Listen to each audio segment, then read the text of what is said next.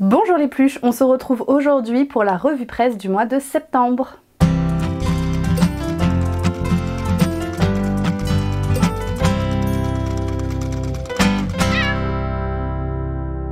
Cette revue presse va être un petit peu plus rapide que les autres parce que je n'ai retrouvé malheureusement qu'un seul magazine. Il s'agit de celui de 2015, donc le tout premier de ma collection, on va dire, de ma première année de chez Burda. J'ai dû prêter celui de 2016 à quelqu'un, mais je ne sais pas qui et je ne sais pas du coup où il est. Donc si la personne le retrouve, écoutez, je vous en parlerai dans une prochaine vidéo ou sur Instagram. Pour l'instant, je vous en présente qu'un, mais espérons qu'il y ait des pépites là-dedans.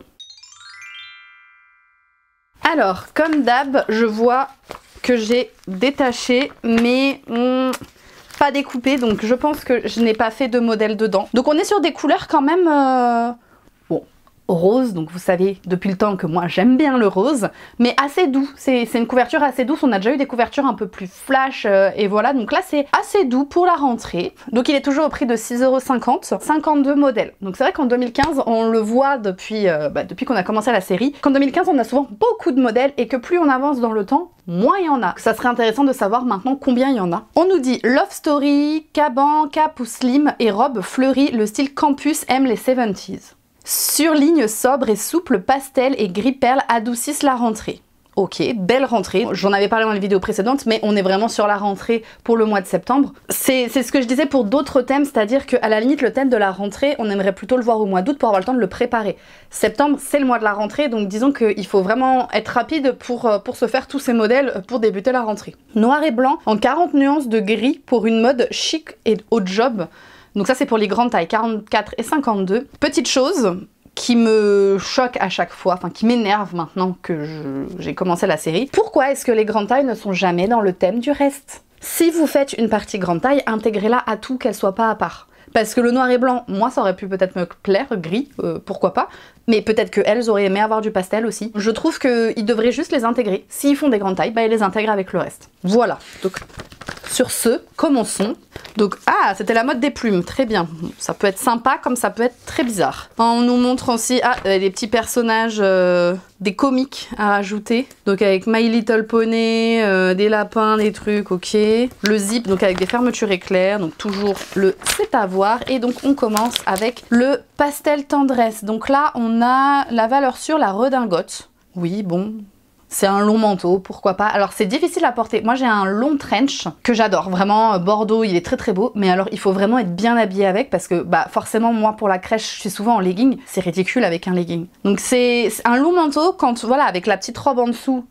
C'est très joli, très chic, mais voilà, il faut avoir le style qui aille avec, sinon on peut vite être ridicule. Ensuite, douceur 60s, la robe trapèze, c'est vrai que ça fait très 60s et très simple et très joli. On peut, je pense, on le verra plus tard, mais j'allais dire, je vois que dans l'empiècement, il y a une partie sur les côtés et une partie devant, est-ce qu'on peut pas jouer sur de la bicouleur? Pourquoi pas, mais en gris comme ça, elle est efficace. Pourquoi pas?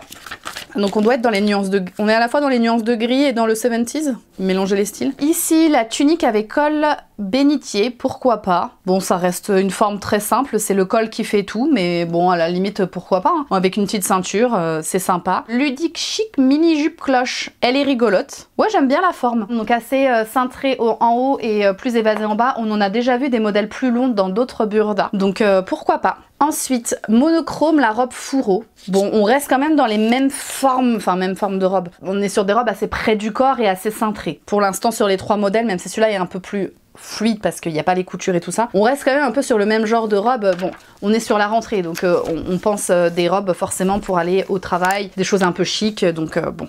La japonisant, donc une veste et le pantalon slim. Donc bon, pantalon il est assez basique, mais bon, on a besoin des fois des pantalons comme ça pour justement rehausser un petit haut un petit peu plus extravagant. Donc c'est toujours bien d'avoir ce genre de patron. Et donc la petite veste qu'on peut croiser, c'est sympa, c'est original, pourquoi pas. C'est juste que je pense que porter ouvert, enfin faut toujours la porter soit à demi fermée, un peu comme là, elle là, soit vraiment fermée parce que je pense que sinon bah, on se retrouve avec des pans qui pendent un peu. Mais si on la porte fermée, je pense que ça peut faire un joli style. Ensuite on a la robe victorienne, alors très très chic. Il y a beaucoup de détails sur le haut avec un petit plastron à mettre en plus, mais je vois que le plastron est mis à côté, donc on doit pouvoir le porter sans le plastron et le rajouter si besoin, et sinon ça nous fait donc une robe avec un petit nœud, un petit détail de nœud devant comme si on avait une chemise nouée. Donc c'est assez intéressant. Les froufrous ça passe si on met le plastron, mais si on l'enlève, les froufrous, je trouve, sur les manches sont peut-être en trop. Mais très chic. Il faut oser la porter par contre. Hein. 70s, le pantalon large, il est super beau. Franchement, il est super beau et je pense que ça, c'est pareil, ça va à beaucoup de morphologie. Donc c'est un pantalon à avoir aussi dans sa garde-robe. La robe rose boudoir, robe effet portefeuille. Donc c'est pas un vrai portefeuille, mais on a du coup ce côté devant plissé sur le côté et qui part un peu en biais pour donner l'effet plissé. Donc à la limite, c'est pas mal parce que on a cet effet-là sans avoir le côté qui risque de s'ouvrir un petit peu tout le temps de robe portefeuille ou qui se dessert. C'est un peu pour les... C'est un petit peu le problème qu'on peut avoir sur les robes portefeuille. Mais donc le style est très joli. Par contre, j'avoue que le tissu qu'ils ont utilisé, on dirait un peu une nuisette pour le coup. Donc je le porterai pas comme la dame à la plage. Alors là, on nous parle de couture double face qui va avec, les accessoires. Salut de la mer, donc des crèmes. Un love story, un homme apparaît dans les images. Donc là on a la robe maxi, donc en fait c'est la robe qu'on a vue tout à l'heure avec le plastron à mettre, donc sans le plastron avec juste le petit nœud et donc plus longue, manche longue etc. Et ça c'est tout à fait un autre style. Vraiment je trouve qu'elle a rien à voir. Pour le coup j'aurais vu ce modèle là avant, je me serais pas trop attardée, ça m'aurait pas plu. Par contre c'est vrai qu'en bleu avec le petit plastron et les petites manches c'est plus sympa. Là on nous parle donc de la cape. Alors la cape c'est pareil. Je trouve que c'est un super style. J'en avais une. J'aimais trop le style que ça donnait. Mais pareil, il faut réussir à la porter. Moi, la mienne, elle me tombait pas autant sur les bras. Parce que là, ça tombe un petit peu. Donc, elle peut être sympa à faire celle-là. Ça tombe un peu plus. Moi, c'est vrai que j'avais juste les bras qui sortaient. Donc, bah, forcément, il faut s'habiller chaudement aussi en dessous. Et dès qu'on avait un pull, je pouvais pas monter les bras. Enfin, c'était compliqué. Alors que j'ai l'impression qu'on est quand même un peu plus à l'aise dans celle-ci. Donc, pourquoi pas? Elle est sympa. En plus, dans cette couleur-là, avec les gros boutons, très sympa. Oh là là, ce monsieur est partout, dis donc. Donc, on retrouve la jupe cloche. C'est juste dommage qu'il l'ait mis avec un manteau par-dessus. Donc, le manteau est très joli. Cintré et tout, très simple, très joli. Mais bon, du coup, la jupe, on la voit pas. On repart sur la petite robe 70s, la robe trapèze, ici, donc dans un autre style. Moi, je trouve qu'elle fait toujours 70s, mais je pense que c'est la forme qui donne cette impression. Et avec un petit col qui a été rajouté par-dessus, donc on peut rajouter par-dessus. Et c'est vrai que le double col, comme ça, il est vachement sympa. J'aime bien. Là, on nous remonte donc la même veste qu'on a ici. Donc pareil, très joli, cintré, bon, qui est dans le thème. Hein. Et le pantalon qu'on avait vu au début, donc le slim. Ensuite, romantique, donc la tunique façon empire, donc ça veut dire façon empire, donc qui s'évase un petit peu. Moi je suis pas trop fan des manches parce qu'encore une fois, comme je vous disais pour la cape, on a du mal à pouvoir lever les bras. Je pense que là on a un... C'est pas qu'on a le même effet, mais je sais pas, si quand on lève les bras, est-ce qu'on dénature pas un peu le top? Je sais pas. Bon, là, le motif me plaît pas, je suis pas fan. On va voir s'ils nous le reproposent autrement plus tard. La robe bohème, donc la robe maxi, alors là, je trouve que ça fait vraiment, désolé, mais mormon ou petite maison dans la prairie, ou enfin ce que vous voulez. Faut oser la porter, ou alors c'est peut-être les couleurs qui... Ah, non, trop longue, enfin je sais pas, ou bonne sœur, enfin c'est pas du tout... Non, on passe. Ah ben là c'est la robe. Donc on a vu le petit top, je vous ai dit que j'étais pas trop fan, bah finalement en robe j'aime mieux. Je pense qu'il y avait le côté aussi là quand ils nous le mettent avec avec beaucoup de dentelle devant, c'était lourd. Alors qu'ici elle fait plus légère avec les petites manches justement, je trouve que ça ajoute la légèreté. Une robe avec des poches, ça c'est bien. Donc je valide plutôt dans ce modèle robe que le modèle top. De nouveau on a la robe effet croisé, la robe portefeuille, je la trouve plus jolie comme ça. Elle fait plus discrète mais je la trouve plus jolie là dans ce modèle-ci. Et là, la mini robe à volant. Bon, c'est le même tissu que celui qu'on a ici, j'ai l'impression. Bon, je suis pas fan du tissu, puis la robe, je la trouve très simple aussi. Hop, donc le caban, on nous explique. Là, on nous parle du Japon et des arts japonais. L'univers Shibori. Le carnet d'adresse, on continue. Ah, on arrive sur tout un autre style. Alors là, on retrouve, donc c'est la robe qu'on avait au tout début en jersey. C'est la robe, la mini robe avec... Ah non, c'est pas le même col, c'est pas la même. Ah oui, on est tout dans le col là, ici, avec le col qui remonte. On dirait un truc un peu futuriste. Ah bah là, on a la cape un peu japonaise qu'on a vue tout à l'heure. Ah non, c'est la cape, pardon. Ah oui, on dirait pas du tout la même. C'est le même dessin, mais alors on dirait pas du tout le même style que quand elle le portait tout à l'heure sans l'ouvrir. D'accord. Le gilet qui remonte très haut, là. Je vous cache pas que je sais pas quoi vous dire sur cette page. Elle m'inspire pas des masses. J'aime pas du tout. Sport addict. Ah ouais, non, je suis pas fan. Je vous ai dit qu'on voulait des pépites dans celui-là, vu qu'il n'y en a qu'un seul. Dis donc, on est servi là. Alors là, pourquoi c'est qu'il y a une capuche. Une grosse capuche à rajouter derrière la robe avec des grosses poches, ok. Donc pour le coup, ça fait très sportswear, on est d'accord. Le pantalon qu'on avait tout à l'heure, où je vous ai dit, ah trop bien, il va aller à toutes les morphologies, bah dans un style un peu plus décontracté, c'est vrai qu'il passe aussi. Avec le petit haut dessus zippé. Ah bah ça c'est la robe, voilà, avec le col. Alors là, tout à l'heure c'était col bénitier, là c'est col à capuche. Enfin, robe à capuche. Pourtant c'est le même modèle, donc un autre style, mais encore très futuriste, je trouve que ça fait très futuriste. La veste kimono est jolie ici. Elle s'attache d'une façon très originale, j'aime bien. C'est-à-dire que la ceinture passe dessous le premier col, donc c'est super sympa. Oh là, on change de style. Folklore. Pardon. Ok, ça a servi de base pour des jolies tenues féminines. Ça doit être un modèle traditionnel, inspiré du modèle traditionnel. Il y a même 2 modèles tout à fait authentiques pour amateurs de folklore alpin. Ok, d'accord. Bah pourquoi pas, mais alors faut oser le porter quoi. Ou pour un déguisement, ça peut être intéressant. Si vous avez besoin de faire un déguisement ou quelque chose, mais sinon, comme ça... Bon.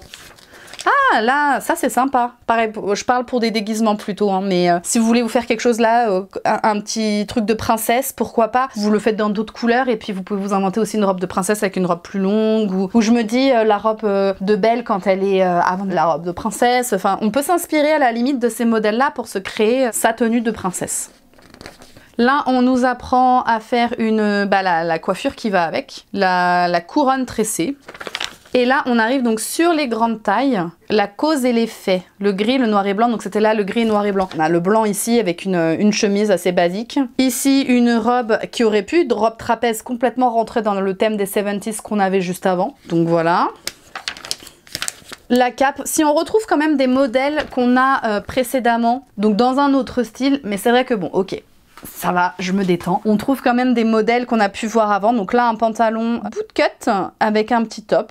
Ok. Et donc une cape, donc un modèle différent. Mais c'est vrai que moi, j'aime bien ce modèle-là. Hein. Alors la taille la plus petite, c'est taille 44. Donc ça risque d'être trop grand pour moi. Mais c'est dommage parce qu'avec les manches comme ça, une cape avec les manches, moi, je trouve ça presque plus intéressant que la cape qu'on avait pour les tailles plus courantes. Robe en forme avec col V, alors là on dirait pas, on voit pas, elle est toute en gris, c'est dommage, mais il y a énormément d'empiècements et je pense que ça c'est pareil. Jouer avec les couleurs et les matières, ça peut être très joli pour cette robe là.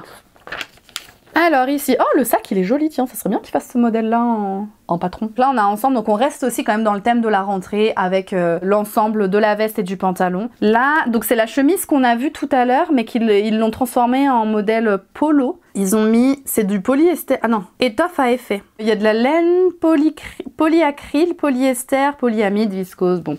Mais c'est vrai qu'il a un effet cocooning un peu, c'est sympa. Et voilà, bah c'est déjà terminé. Bon, il n'y a pas eu grand chose, mais bon, moi je vous dis, cette robe-là, elle mérite d'être faite autrement.